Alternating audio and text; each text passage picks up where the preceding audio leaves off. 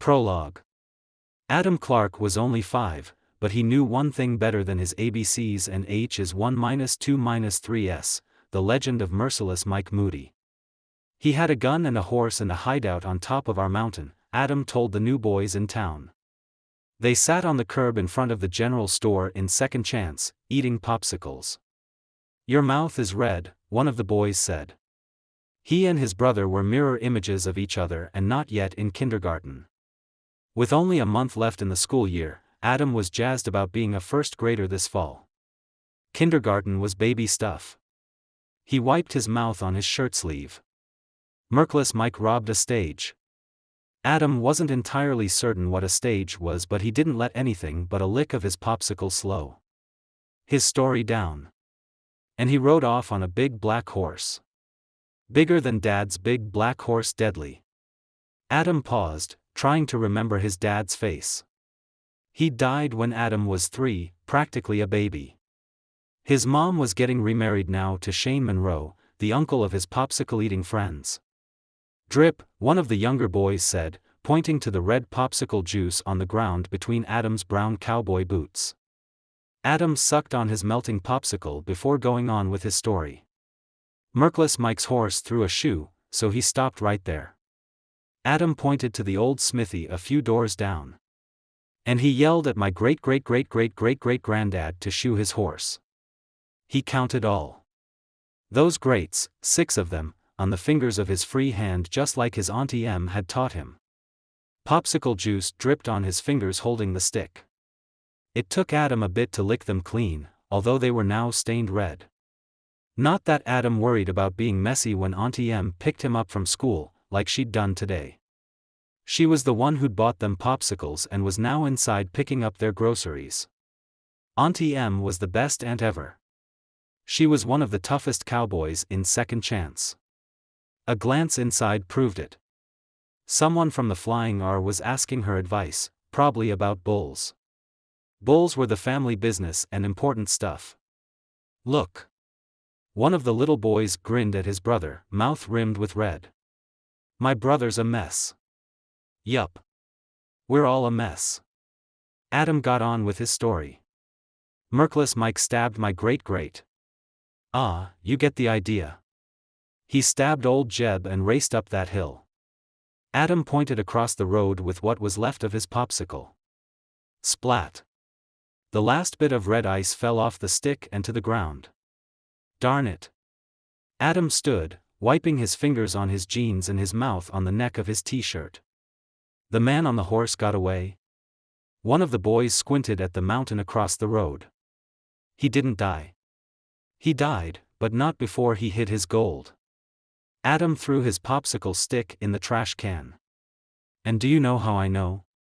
Wide-eyed, the younger boys shook their heads.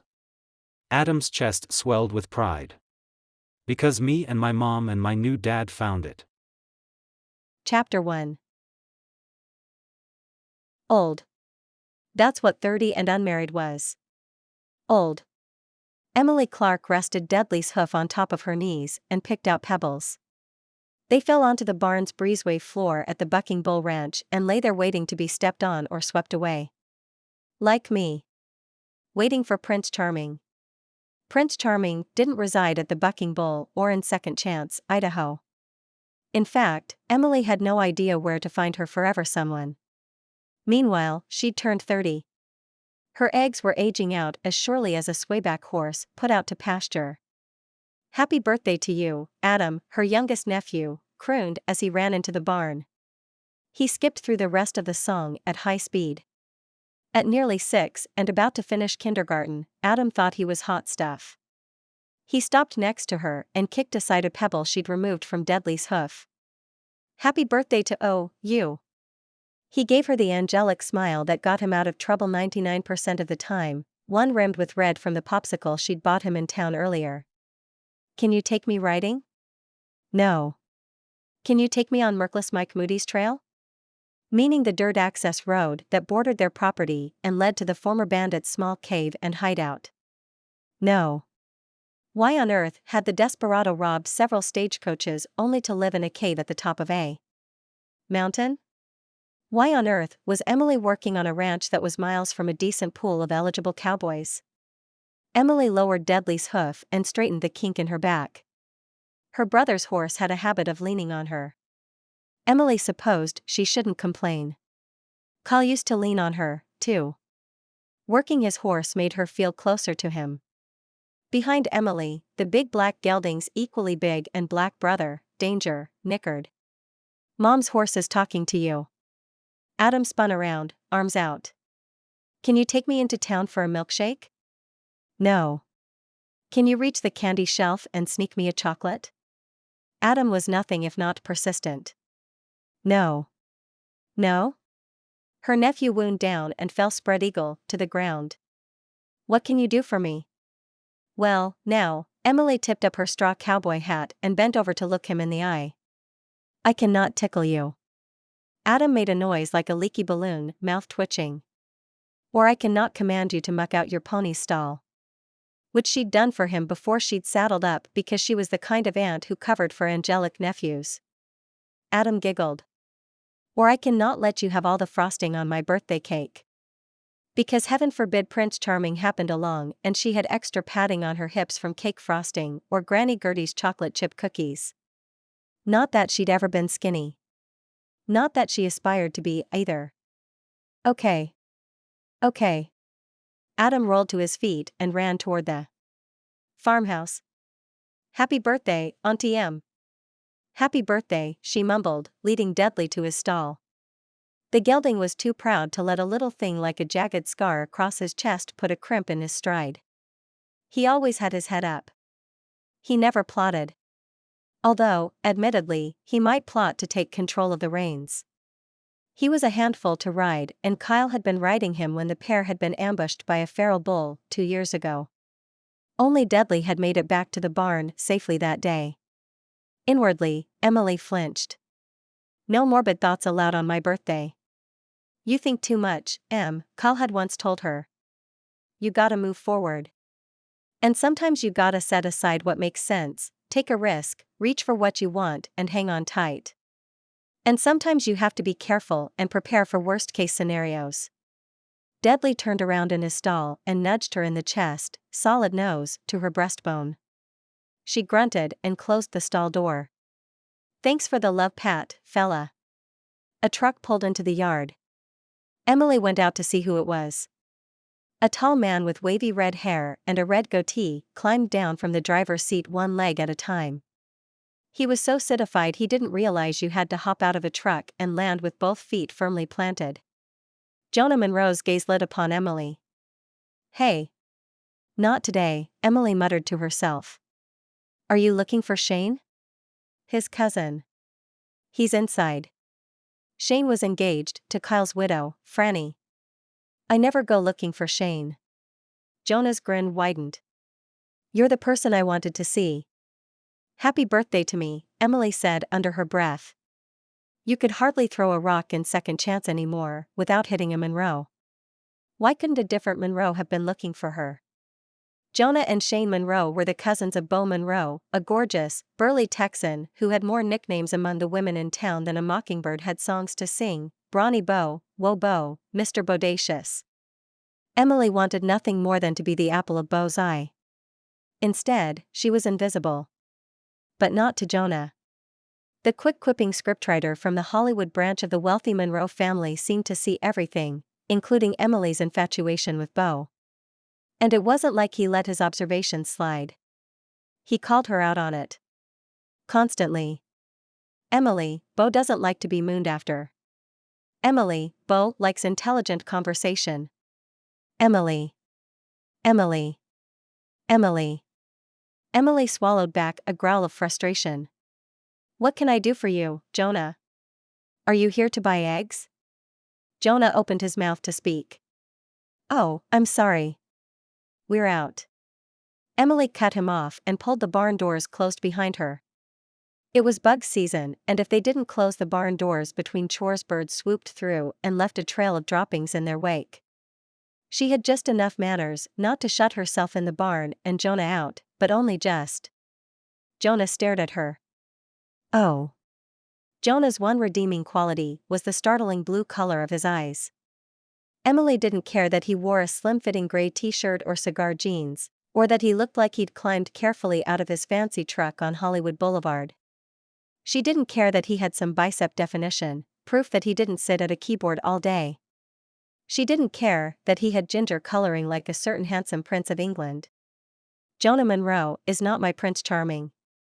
She tipped her hat back and forced herself to look into his eyes. Although he's not bad to look at. Those were her eggs talking. Desperate, those eggs.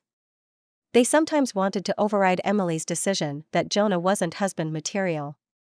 They didn't understand that he was too sarcastic, too bitter, too likely to be a vegetarian since there wasn't an ounce of fat on the man. She lived on a cattle ranch, ate red meat, and had never met a carb she didn't like. Jonah blinked. Oh. It was like being caught in a car's high beams. Since she'd known him, there had been moments like these when he wasn't talking that she tended to agree with her eggs. Let's start again. Jonah's smile was slow building. I'm looking for you, Emily Clark. Don't you want to know why? Yes. No, her hair was in a messy ponytail and she smelled like leather and horse sweat. Okay, possibly lady sweat, too. It was May and a hot day. Jonah's grin widened. I was looking for you because I'm thinking of hiring an aide. A what? Franny planted her cowboy boots and crossed her arms. An aide. An assistant. A secretary? Emily looked down at her grubby cowgirl self. Could he not see with those incredible eyes of his? She wasn't secretary material. Do you even have an office? Jonah was writing the screenplay of Mike Moody's adventures. As far as Em knew, his office consisted of the couch in the common room at the Lodgepole Inn. I've decided to move out of the inn and into my own space. Jonah's shoulders squared and his chin lifted, like a teenager announcing he was moving into a campus dorm room. Bully for you, Emily said with a goodly dose of sarcasm. If you're looking for a secretary, you might try Lisa Esperanza. She lives down the highway and does medical transcription. Em pretended to type, moving her fingers over imaginary keys. She can help you with dictation or whatever. Carrot cake. Jonah Monroe sat at the dining room table at the Bucking Bull Ranch soaking up the chaos created by three rambunctious boys, Jonah's cousin Shane and the Clark women. My favorite. Shane gave Jonah a sharp, disbelieving look. It's my favorite, Jonah said again. He just didn't eat it anymore. How many candles, Mom? Davy was the oldest of Emily's nephews, at 9. He rummaged through a kitchen drawer, holding up his finds in one hand. A birth defect had left him without the other, not that the kid let that slow him down. We have 2 boxes. I don't need 30 candles on my cake. Emily opened a cupboard and brought out a mismatched stack of dessert plates. Although she'd checked her straw cowboy hat and brown boots at the door, she was country through and through, from her blue checked shirt with pearly snaps, to her blue jeans, faded in intriguing places. Her honey brown hair tumbled to her shoulders, and her mouth was full of sass. 3 will do. But we have enough. Grinning, Charlie swiped the candles, possibly unaware that one box said it was trick candles that didn't blow out, possibly very much aware there was a joke afoot. Although he was only 7, he was a mischief maker with brown hair as wild as his nature. This is going to be good. If Jonah had to extend his stay in quiet Second Chance, he had a right to find life's little pleasures. These 3 young cowboys were going into a script someday. He could see it now. Exterior. Mountain Ranch. 3 boys run through a field chasing a gleeful Labrador with a slobbery baseball in his mouth. Jonah caught the family Labrador's eye as the black dog squished a slobbery tennis ball. He snapped his fingers to call him over. You can light a signal fire with 30 candles on TM. Adam hopped in place as if he was on a pogo stick. And then send out smoke signals. I.A.M. 30. I.A.M. 30. Emily's smile became strained and she looked everywhere but at Jonah. Go for 30 on TM. Jonah had to get in on the fun even if it made Emily's brown eyes narrow when she finally looked at him. I enjoy a good bonfire. Why you'd want to witness a bonfire is beyond me. Emily's grumble was more like a junkyard dog's first growl at an intruder. Since someone might decide to roast you instead of marshmallows. Everybody loves s'mores, Jonah said with barely contained glee. Their repartee inspired more hops, chortles and shoulder shoving from Emily's nephews. This woman. He wanted her. He fell back in his chair. As my assistant. Only as my assistant. He wanted to be inspired by her snappy dialogue.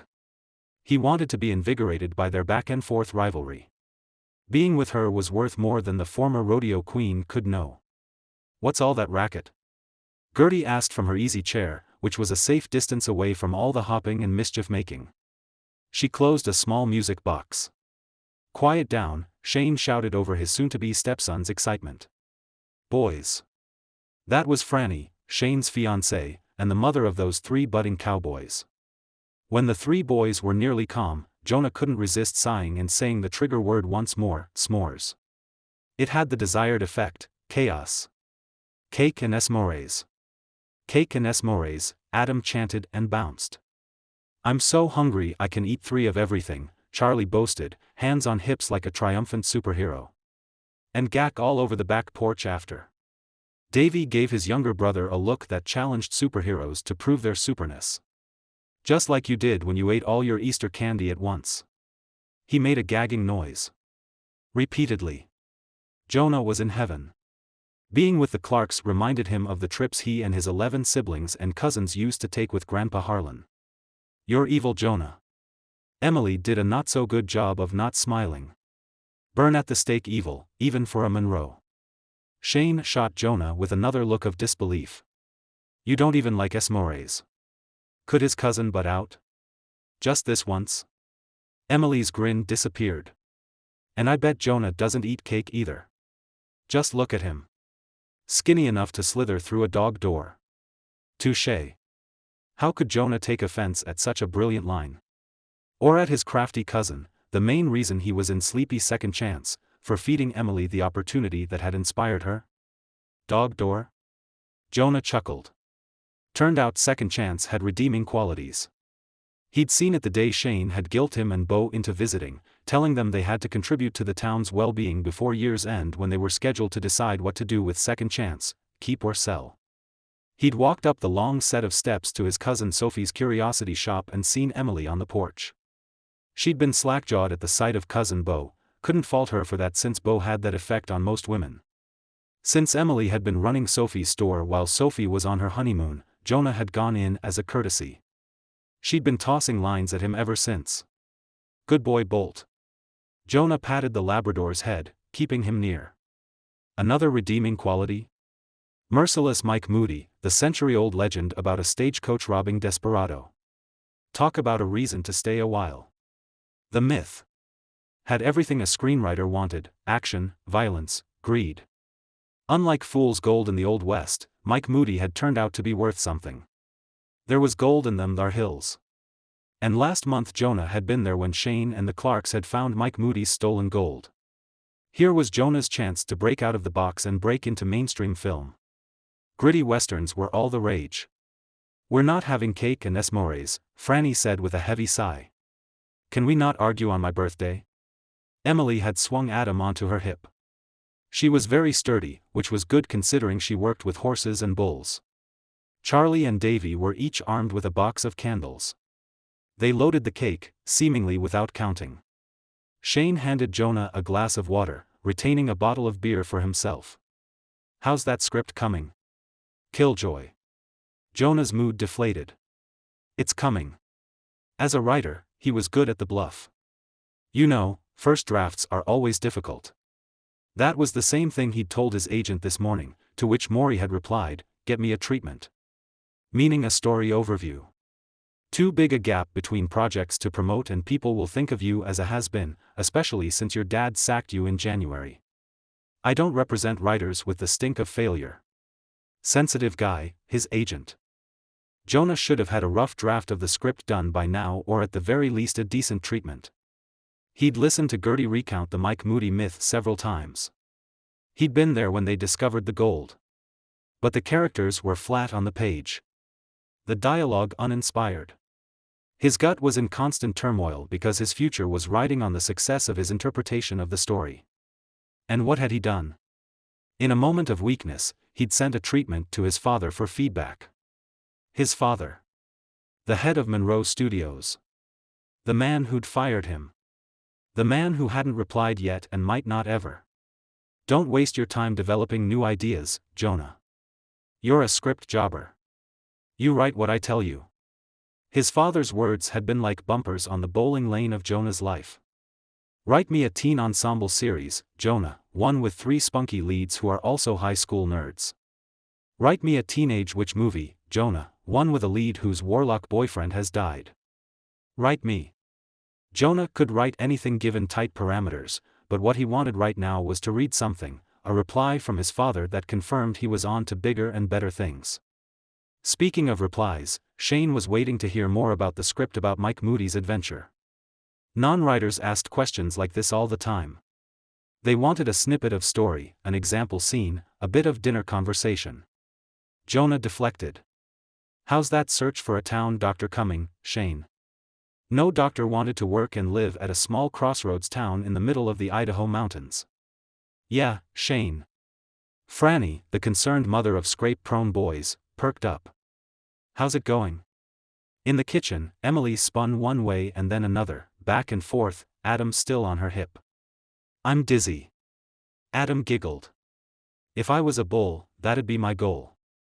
Emily swung the little boy off her hip and to the ground, making a buzzer sound. The Clarks sold bucking bulls to rodeos. Big, mean fellas. Sorry, cowboy. You didn't last 8 seconds. Jonah grinned. He never felt uninspired around Emily. She had an energy about her. And when she was near, sparks flew. Not romantic sparks, thank Hollywood. Unlike his sister Laurel or his cousins Shane and Sophie, Jonah wasn't interested in setting down roots in second chance with a significant other. His life was in Hollywood. Besides, he was still smarting from his last venture in dating, which hadn't ended well. Well. He'd written a script about the experience, but that was more catharsis than career move. It was a romance and possibly a harder sell than a gritty western. At least, as written by him. Jonah joined Shane and the Clarks in singing Happy Birthday. There were enough candles on the cake to burn the place down. And, of course, no matter how many times Emily huffed and puffed, the candles relit. Priceless. Franny took pity on the birthday girl, removed the trick candles and doused them in a bowl of water. I get Auntie M's frosting. Adam scurried out of the kitchen and sat on his knees in the chair next to Jonah, elbows on the table. She promised. She can have Jonah's frosting. Shane smirked at Jonah. And his cake. Emily eyed Jonah as if he was one of those bucking bulls she helped train and couldn't be trusted. I thought you said carrot cake was your favorite. And it's homemade. Gertie took a seat at the head of the table. By Emily. She insisted. She can cook up a storm. The most bestest cake maker in the whole wide world, Charlie said, spearing a bite of cake. Shane quirked an eyebrow at Jonah. Jonah quirked one right back. Wouldn't want to hurt anyone's feelings by not eating the cake of the most bestest cake maker in the whole wide world. Even if he paid for it later. His digestive system didn't process fats easily, but if it won him favor with Emily. Don't push your luck, Jonah. Shane slid an arm around Franny's waist and returned to his agenda. When will that script of yours be done? When I write the end. Jonah held back an eye roll. Didn't we just have this conversation? Oh, to have the luxury of wealth and leisure. Emily rolled her eyes at Jonah. Imagine if we, the Clarks, got around to training our bulls whenever. Nothing would get done. This woman. Jonah sighed contentedly. Her dialogue. If he could only harness that special quality in a script. Jonah leaned forward in his chair. The creative process doesn't keep a schedule, although Shane would prefer it to. If he had his way, I'd hack it up. Transcribe my notes and say done deal. Never. He had too much pride. Emily chuckled. The reason for a secretary becomes clear. Transcription. I need an assistant, not a secretary, Jonah said without taking his eyes off Emily. You need help? There was a frown in Shane's voice, but there often was. He considered himself a fixer. I need an assistant, Jonah repeated, reluctantly taking his gaze from Emily to scowl at Shane. I want to capture some of the flavor of Western life. I want to hire someone, Emily, to take me on the trails Mike Moody would have traveled on horseback. You're looking for an out-of-work cowboy. Shane frowned again, but it was his "there's a problem that I need to solve" frown, not his "I don't understand you" frown. Remind me, Franny. What's the name of that old man out by Remington Creek? Jonah didn't want an old man and his cowboy wisdom. He wanted Emily and her take-no-prisoners attitude. He wrote his best scenes after their sparring matches. The rest went in his scrap file. Frankly, most had been going in his scrap file, quality or not, because he couldn't figure out the angle to take to tell Mike Moody's tale. It was Emily or nothing. Jonah transferred his frosting onto Adam's slice of cake and then discreetly slid his plate to the floor under the table where Bolt inhaled his portion of the celebratory dessert. Later, when Jonah carried his plate to the kitchen with Bolt at his heels, Emily took one look at it and snorted. Finally. We get some decent carbs in front of you and you polish the plate clean. Bolt gazed adoringly at Jonah and licked his chops. Chapter 2. I'm officially over the hill. Emily stared at the flames in the backyard fire pit, one hand resting on Bolt's broad forehead. She gave him a pat. At least I'm not alone, fella. In dog years, you've got decades on me. They were aging, but nothing was changing around them. Behind her stood the family home, which had weathered more than 100 winters and still looked solid. A circle of gravel surrounded the concrete fire pit, built for permanence. Above her, the inky sky was dotted with bright stars. Tall, slender pines reached for their brightness, reminding her of tall, slender Jonah and his need for an assistant. She wasn't the type of cowgirl who took greenhorns on trail rides. Emily chased down bulls on Razzie, her cutting horse. In her spare time, like she had any, she rode Deadly until he was spent. If Kyle was alive, he'd have laughed off Jonah's request, end of story. And she should do the same. A crunch of quick footsteps and Franny sat down in a webbed chair next to her. She wore Kyle's thick denim jacket and Shane's large engagement ring. There's nothing like a birthday to wind my boys up. I had to threaten to bathe them in the horse trough behind the barn just to make them take their showers. Em rubbed Bolt's velvety ear. She loved her nephews.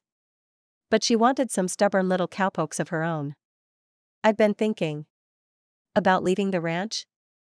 Franny had been her best friend since Em had been in kindergarten. Of course she'd know Em was restless. It's time. Emily's chest constricted. She didn't want to leave. But there were her aging eggs, and dreaming of Bo falling in love with her was just that, a dream. I appreciate you staying and helping after Kyle died. Franny reached over and gently squeezed Emily's arm. I couldn't have trained our new Buttercup for the rodeo circuit so quickly without you. Buttercup was what they named every signature bull, the one that would carry the fortunes of the ranch on his back for the next decade or so, tossing cowboys to the dirt and earning exorbitant breeder fees. They'd just sent Buttercup 5 out for his professional rodeo debut. I've leaned on you these past 2 years. Everyone has. It's time you thought of yourself and found a place of your own. We've got Shane now. Replaced. Em couldn't breathe. It was one thing to think about leaving and another to hear Franny talk about Emily's new reality. A week ago, she'd been training her nephews to rope, a skill they often worked on. She'd challenged the 3 boys to rope her. 3 stiff lariats around her chest later, and she'd been bursting with pride. Replaced. Emily drew in a deep breath. The week before her brother died, Emily had accepted a job with the stock distributor who bought their bucking bulls for the rodeo. After the accident, there was no way she'd have left Franny and the boys until they were settled again. Replaced. Em drew another lungful of air. She'd put her life on hold for her family, for this place. She'd been like the old farmhouse and sturdy trees, an unchanging fixture. And now? It was as if she was turning over the family reins to Shane, the reins she'd grabbed hold of after Kyle died. From this point on, Shane would be Franny's rock. He'd be there for Granny and the boys. He wasn't a true rancher, not yet anyway, but he made Franny happy. She had to trust that was enough. I won't leave right away. Emily covered Franny's hand, feeling the bulky shape of her engagement ring, feeling the distance grow between them. I'm coaching a junior rodeo queen for the next few weeks, and I haven't even begun to ask around to see who might be hiring. You aren't going to work for a rodeo, are you? Franny used her motherly voice. That's a gypsy life. Cowboys on the circuit are like tumbleweeds, and you're looking to set down roots. I can't get picky. Few ranchers have separate rooms for female cowhands. Emily had enough saved to buy a horse trailer with a camper feature up front. She could live in it until winter. There's a cowboy out there for me. I just need to find him. Mom. Adam called from the second-story window. Mom, come read me another story. Please? Franny prompted, turning in her chair. Please. Adam was so darn cute. And yet, the chill evening air cut into the back of Em's throat. She missed him already. Franny stood, wrapping the ends of Kyle's large jacket around her. I'll be glad when they're teenagers and sleeping more. No. You won't be. Em laughed.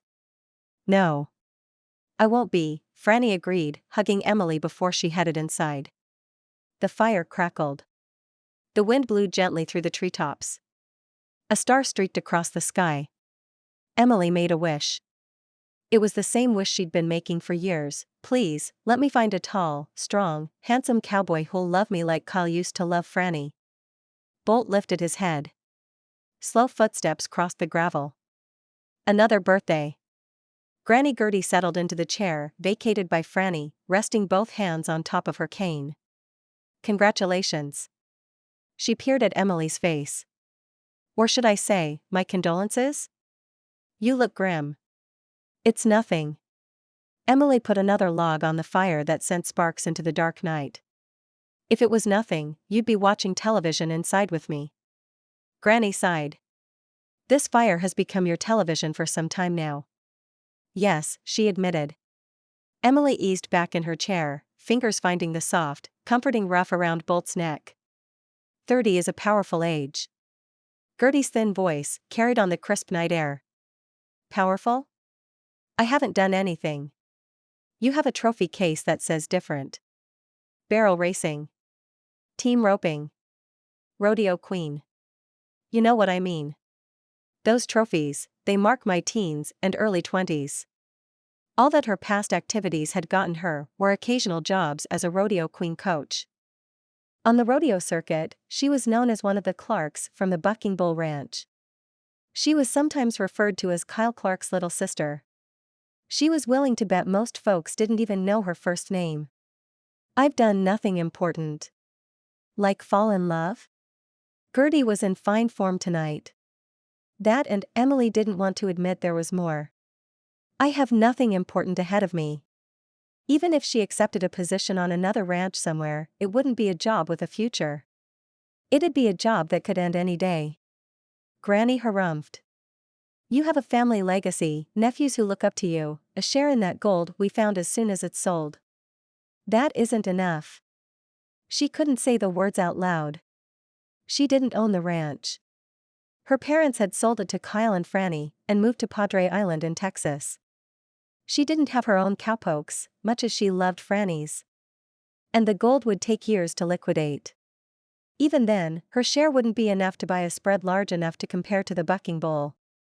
I understand, Gertie said in a soft voice. You think you have nothing on the horizon that's going to impact this family, this ranch, this town, or you.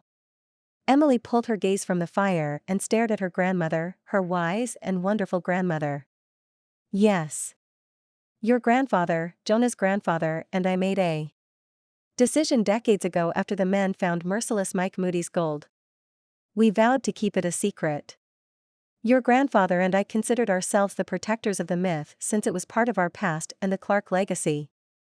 After so many deaths, your grandfather, your brother Kyle, Harlan Monroe, and then my stroke, I realized it was time to pass the mantle and let others decide how to move forward. Franny and Kyle may have bought the ranch, she handed Emily a gold coin. But that doesn't mean there isn't a Clark legacy to protect in Second Chance. You're talking about helping Jonah. Every fiber of Emily's being rebelled. Correction. Every fiber but her eggs. They didn't rebel. They were gleeful. Granny Gertie pounded the end of her cane in the gravel. I'm talking about making sure Jebediah Clark is well represented in that story the Monroes want to tell. He's a hero. Emily pressed the coin against her palm. This isn't the kind of important thing I was looking for. Gertie stood, leaning over to cup Emily's chin in her palm.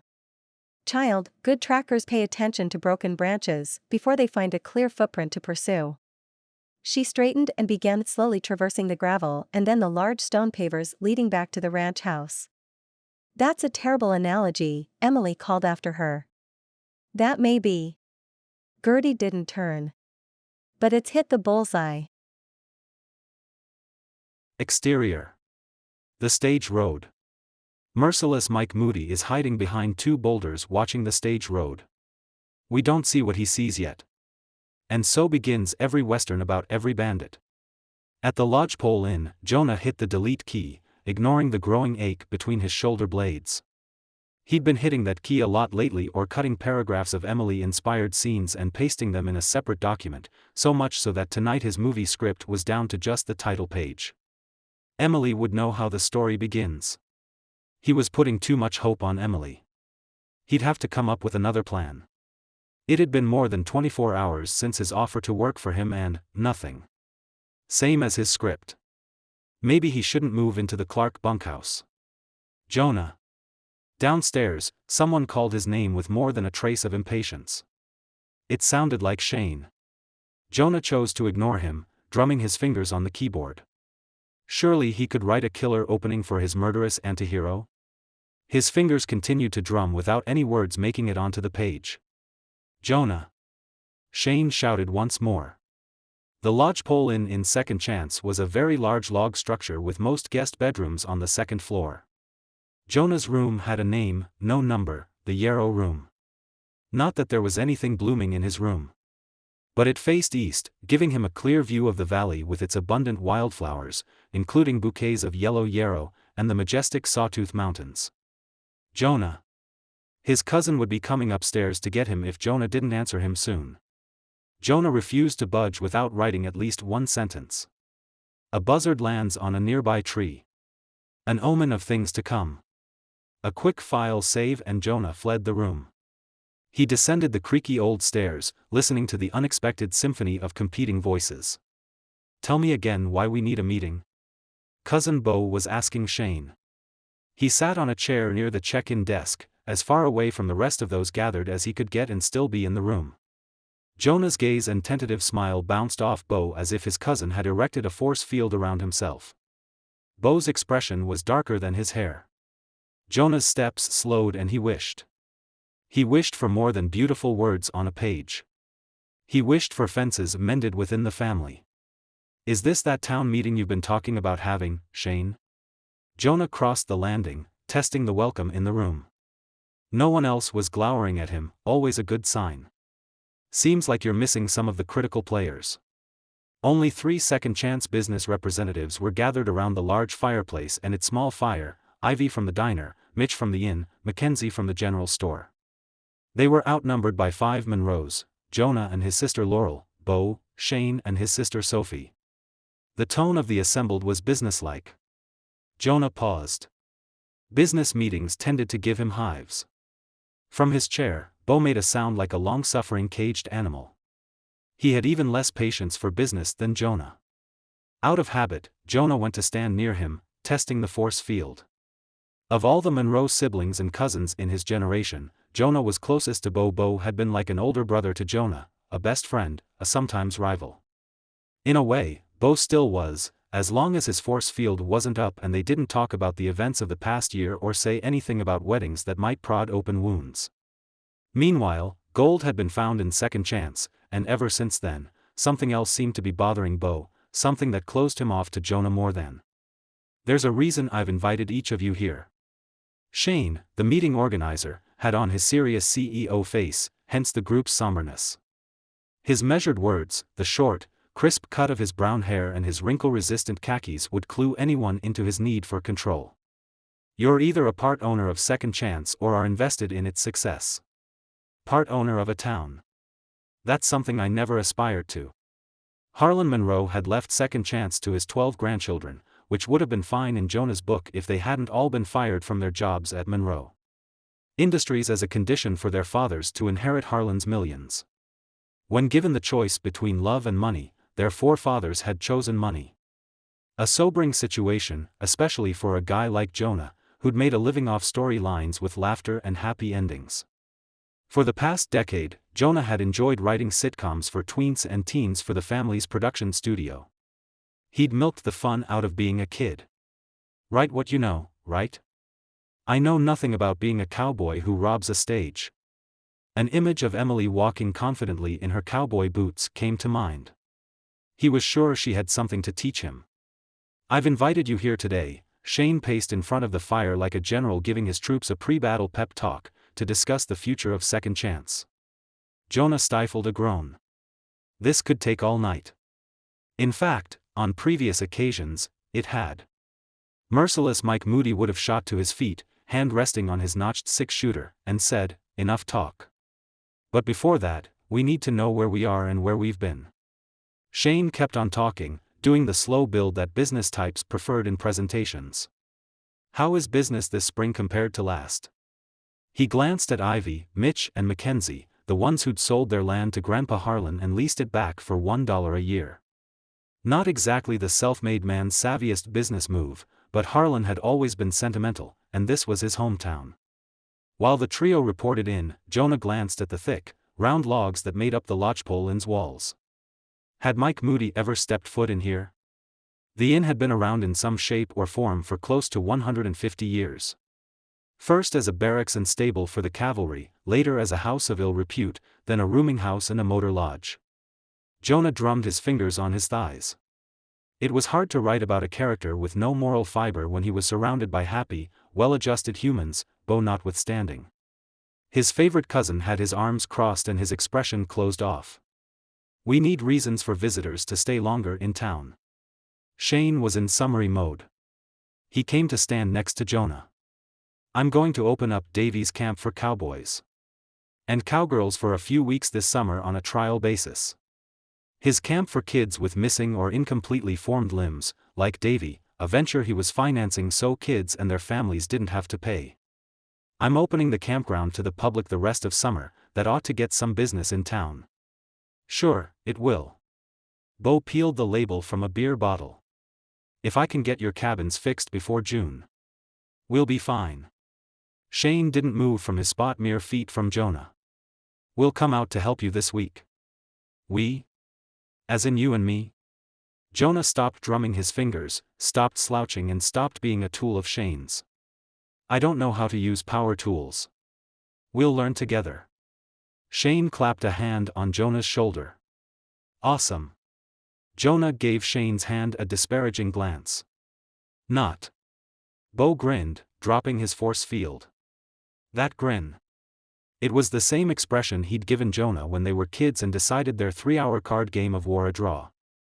Grandpa Harlan had called their battle epic and found other ways to pit them against each other, board games, word puzzles, chores, all of which had made them closer. That grin of Bo's? It said everything was going to be all right. Jonah attempted a smile of his own because the mistakes of the past would soon be forgotten. They'd return to their easy camaraderie. He'd tell Bo he'd written a script about the events of last year as a way to flex his writing muscle and Bo wouldn't stare at Jonah as if he'd crossed a line. Or. Bo's grin faded.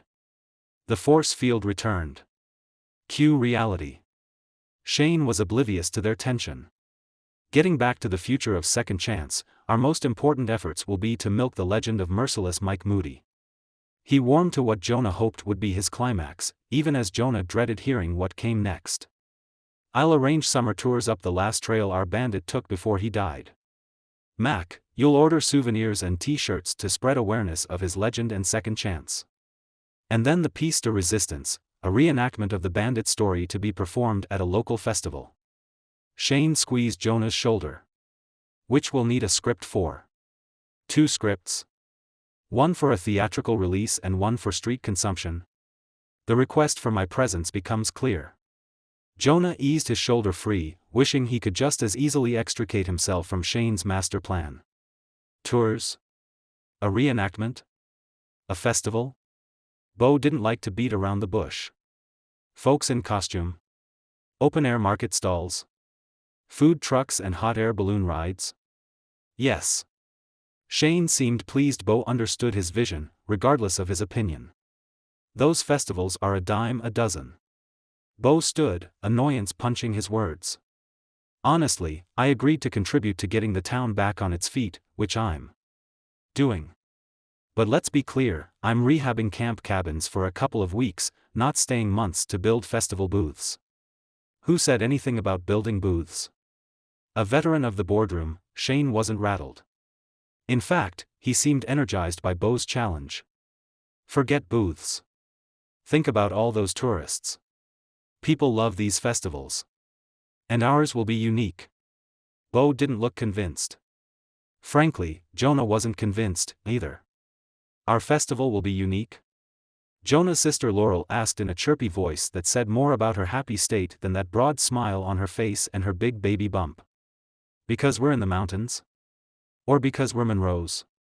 Cousin Sophie pushed her glasses up her thin nose and managed to look sophisticated despite her rumpled jeans and the stretched cuffs of her blue sweater. No, Jonah choked out. He had an idea where this was going. Live performances required actors. No, Shane beamed at Jonah.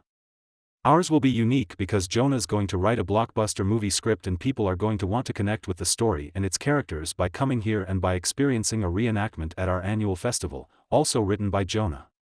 Shane took a seat on the hearth and dropped an imaginary mic. His plan hinges on my talent. Bo turned to Jonah, raising his dark brows. Jonah said nothing. He wasn't excited about the burden of saving Second Chance being on his shoulders. His shoulders had enough to carry just trying to advance his career out of tweeny-teeny fare. But Shane was like a dog with a bone. He wouldn't let Jonah back out of this. And he never did anything by half measures. If he asked for a script, he'd expect it to be award-winning. He'd expect it to be made instantly. Shane needed facts to temper his enthusiasm and expectations. So Jonah gave him some. Let's be realistic about the filmmaking process. Good scripts can get made right away, but that's the exception in Hollywood, not the norm. Scripts, even good ones, can languish in development for years as a producer pulls together the right cast and director with the same vision, and then finds a studio willing to invest in distribution and marketing. You know, Ashley started her own production company recently. Predictably, Laurel brought up their very famous, former child star sister, the actress Jonah had spent most of his career writing for. I know she's looking for material. And if Jonah wrote a role with Ashley in mind, Laurel let the idea float out there, waiting for others to grab hold and carry that banner forward. Which they did, much to Jonah's chagrin. Mike Moody could have had a normal life somewhere. Sophie leaned forward, caught up in Laurel's vision. A wife and kids. No. Jonah shook his head. No kids. Laurel picked up the thread. He could have lied to her about who he was and how he earned a living. No. In Jonah's mind, Mike Moody was undateable. He might not even have all his teeth. There'd be a young boy who looked up to his father. Even Shane was in on it now. It'd be heartbreaking when he discovered the truth. Inwardly, Jonah cringed in an I might vomit kind of way. This is a story about Mike Moody, thief and killer. Everybody comes from somewhere. Laurel sniffed the way she did when her feelings were hurt. Everyone has family. You're so talented, Jonah. You capture emotion so well. You can work this into your story. You can give it heart. And kids, Bo murmured, earning a scowl from Jonah. Only if I scrap everything I've imagined about Mike Moody.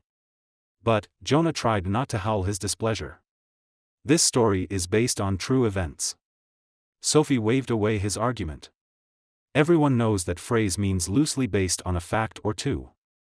Jonah ground his teeth. You could write in a love interest for a supporting character, Sophie went on, a dreamy expression on her face. Jeb Clark was a key figure in Mike Moody's final days. Jeb courted the schoolteacher, and together they started the Bucking Bull. Jonah remembered that Sophie's husband, Zeke, had proposed the same way Jeb Clark had done, by gifting his love a horse. Gag. There is no romance in this script. Jonah's voice rose to the panic octave. Mike Moody was evil, despicable. And Jonah planned to keep him that way. Besides, Jeb Clark's storyline happened long after merciless Mike Moody died. It wasn't going in his script. No romance. No kids. But you do kids so well, Bo murmured, force Field back in place. Jonah did what he should have done earlier. He fled the scene. He wasn't going to turn merciless Mike Moody's bloody, gritty tale into a cheesy family picture just because the town he owned needed good press. Chapter 3. You're in charge, Tina. Not the horse. 2 days after Jonah had offered her a job, Emily hopped down from the top rail of the Bucking Bulls arena, landing with both boots on the ground. She'd been hired by Randall Riley to coach his daughter on the finer points of winning a rodeo queen title. Do it again. 16-year-old Tina Riley brought her plodding Palomino gelding to a sloppy stop. Tina's attitude was sharper than her skill on horseback, at least given what she was showing today. The young brunette had promise, if she could focus on her strengths and be comfortable in her own skin. But with the competition around the corner and Tina's unwillingness to listen, Emily would much rather have been working for Jonah. Emily crossed the arena and leaned on a rail near Tina's father, who sat on the small set of bleachers near the middle of the ring. Randall owned a spread north of Second Chance. He was a rugged, no-nonsense cowboy with a soft spot for his daughter, hence the pretty horse and rodeo queen lessons. "How are things over at the Flying R?" Em asked, watching Tina guide her horse around the ring. "Looking good. My wife had me build a large greenhouse last year." Beneath his straw cowboy hat, Randall's face was leathery and lined, his hair gray. "We've been growing organic vegetables. Help supplement the bottom line." Emily made a noise she hoped indicated she was impressed. "Are you hiring ranch hands?" "No. My 2 boys are full-time now. Another 2 years and I'll need to expand the business again just to give Tina a salary." He propped his forearms on his legs. "You lookin'?" "Yeah. I'll keep my ears open." "I'd appreciate it." His daughter wasn't doing much better on her form this time around. "Tina, your horse knows every bit of that pattern," Emily said as kindly as she could manage. Every rodeo competition had a pattern to memorize. Contestants rode that routine in the ring where they were judged on horsemanship, often on horses that weren't their own. "You've overpracticed." Tina rolled her pretty green eyes. "If I don't practice, I can't remember the pattern. And if I don't remember the pattern, I can't win. Get down and hand over those reins." When she did, Emily swung into the saddle and rode Button over to the starting point. "Watch what happens when I give him free rein." She dropped the reins to his neck. Without guidance, Button trotted to the center of the arena and began to circle to the left, slowing to a walk, before continuing into a figure 8. "I'm not cueing him." Emily pulled the gelding up short and swung back down, ready to call this session and any further sessions to a halt. "I gave no commands. Not with my legs and not with the reins. He's a smart horse, but he's not going to win this for you. When you compete, you have to use all your skill so any horse you ride shines." Tina hugged herself. "What am I supposed to do? Practice without practicing?" Jonah would like her and that sass. Heck, Emily liked her and that sass. It was better than her sullen performance. But that didn't make her fun to coach. "Tina." Randall's tone would have been enough of a scolding, but he added, "We're here because you want to win, not because you want to whine." More teenage eye rolls, accompanied by a strong sense that Tina didn't want to be here, much less be a rodeo queen, period. A lack of competitive spirit was a solid reason for Emily to call it quits. But Tina averted her gaze and wiped away a tear, giving Emily pause. "Hey." Emily handed back the reins and said in a voice too soft for Randall to hear, why do you want to do this? Tina's chin jutted and she sniffed. The rodeo queen competition is hard work. Emily wasn't going to let her question go unanswered, but she wasn't going to stand there waiting, either. To compete, you have to want to be better than other girls, but still be their friend. You have to study important issues, like what's happening in Idaho, in rodeo, and what's the latest in horse breeding and training practices. You have to understand the rodeo sponsor's business, plus be able to ride like you were born in the saddle. And you have to raise money for a charity. No one's going to be mad if you decide you'd rather help your mother with her organic farm. I'm not a quitter. Tina stared at her fancy black boots. I didn't say you were. Or that you should quit. Emily shrugged.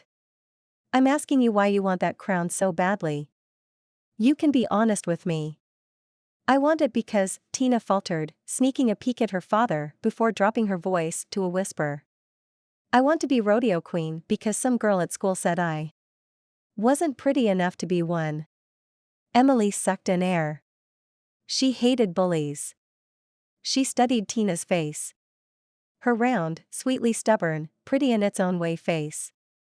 She wanted to hug her and reassure the girl she was beautiful and rodeo queen material. I hate it when people tell me I can't do something.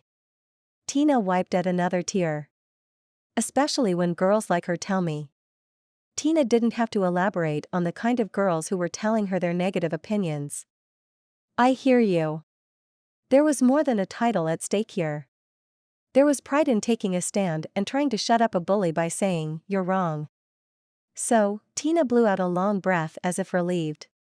What you're saying is I've practiced too much, I'm trying too hard, and I've ruined my chances to win. Emily patted Button's neck. How mean is this girl at school? She's the worst. Tina grimaced, pressing her black felt cowboy hat more firmly on her head. She's competing, too, which is why I made Dad call you.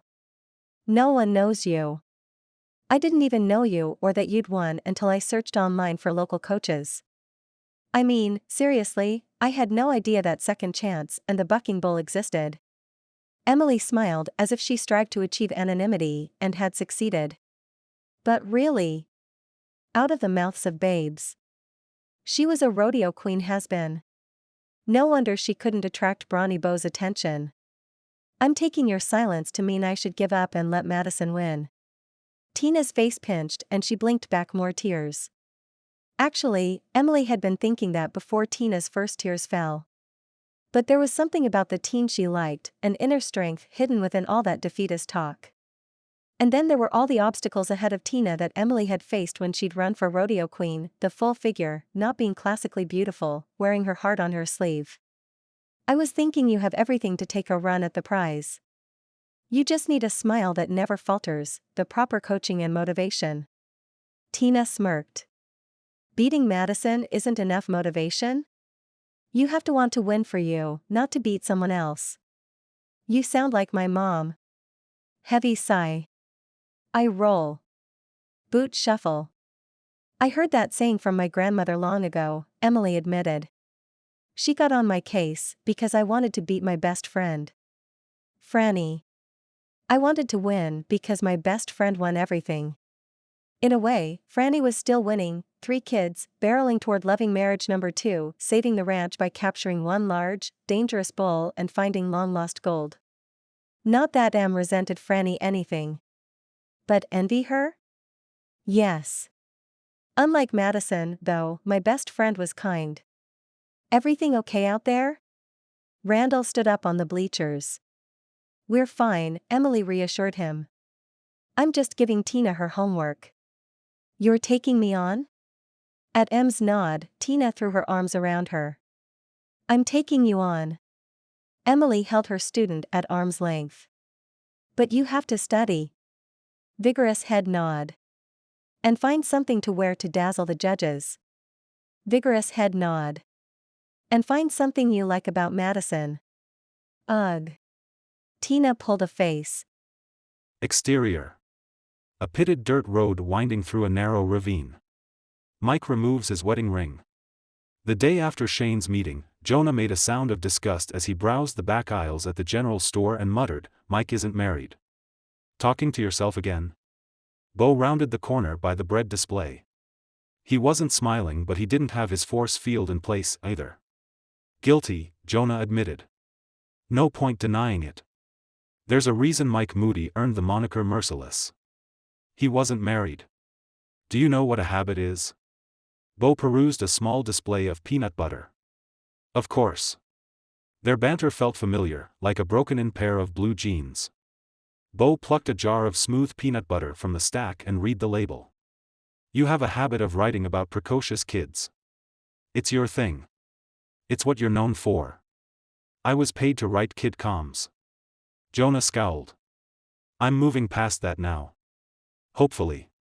His father still hadn't gotten back to him with feedback on the story treatment for Mike Moody's film. Bo shook his head. You're pegged as the guy to call for kid-friendly media. Embrace who you are. I've written other things.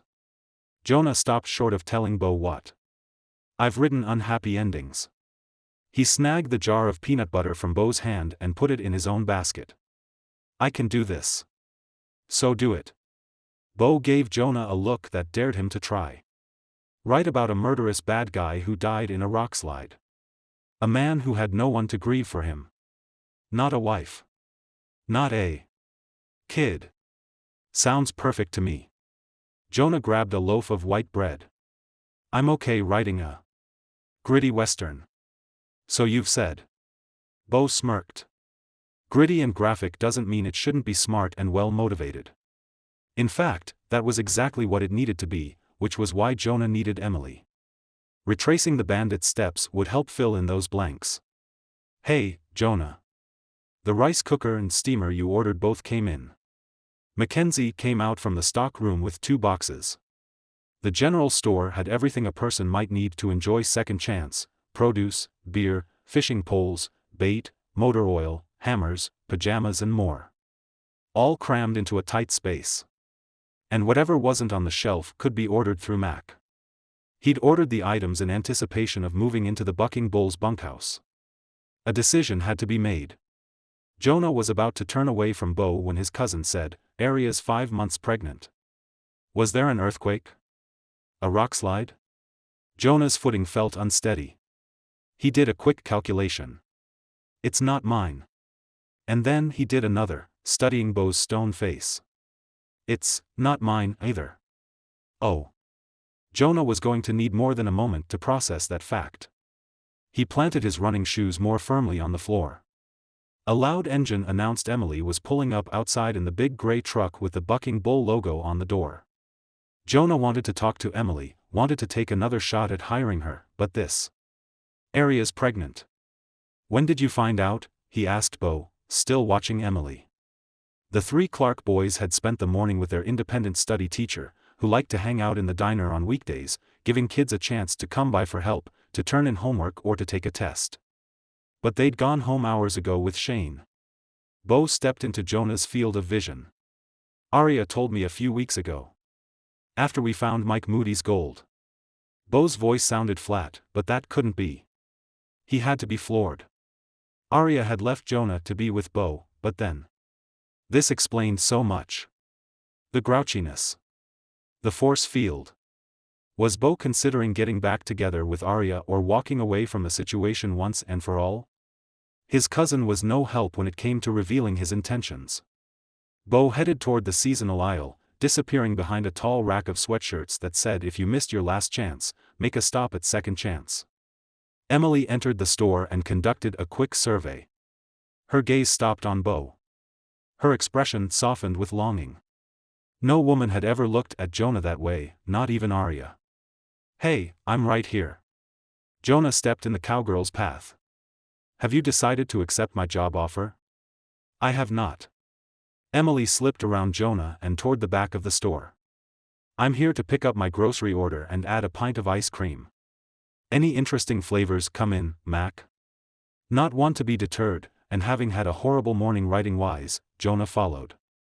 The Greek yogurt selection has much more variety and is healthier. Half turning but still walking, Emily gave him the stink eye. When a woman wants ice cream, it has nothing to do with being healthy. Bo chuckled from somewhere nearby. Ah, Jonah said before Emily could locate Bo again. You're sending out a signal, Auntie Em's had a bad day.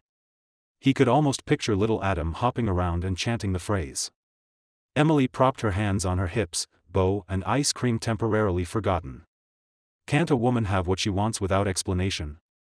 Jonah waited a beat to say, by all means. She slid him a sharp look that seemed to say, mind your own business. Bo paid for his purchases and left, taking Emily's anger and hopes with him. Her hands dropped to her sides. Her shoulders sagged. Even her expression seemed to fall. A little bit of Jonah fell with her. He couldn't escape an unexpected thought. He wanted Emily to look lost when he left the room, which was ridiculous because he only wanted to have her near so he could get some decent words on the page. But it seemed the only way to get Emily to spend time with him was if Bo was around, or a reprehensible idea entered his head. It was the kind of plan he'd give a villain in a script. Villains sometimes do bad things with the best of intentions. A ripple of maniacal laughter escaped his throat. Emily's lost, floundering expression disappeared, replaced by a cold stare. She spun away from him. Ice cream is the only reason I'm still standing here. I can help you, he said. She held herself perfectly still. I can pick out my own ice cream. I can help you catch Bo's eye. Jonah dared to move closer, to test the waters the way he wrote a scene when he was changing a character's motivation. I know what kind of woman he likes. He swallowed, unable to believe he'd said the words out loud. Still with her back to him, Emily opened the freezer door. But then she just stood there. Not moving. Not saying a word. Jonah cleared his throat and took a few steps nearer. Bo has a type. How do you know? In profile, Emily didn't look so stubborn. Her nose was pert. Her chin delicate. I'll make you a deal. Jonah shut the freezer door. I'll give you some tips on how to capture Bo's attention, and in return you'll help me with the Mike Moody research. You'll coach me. She stared at the pints of ice cream and gave one short, wry laugh. And then she turned, gaze fixed on his clavicle. How do you know what Bo likes in a woman? Oh, what that question must have cost her. She delivered it with a raw voice that hinted at regret and defeat. Jonah swallowed thickly, knowing he could only answer in kind. Because I lost my fiancée to him.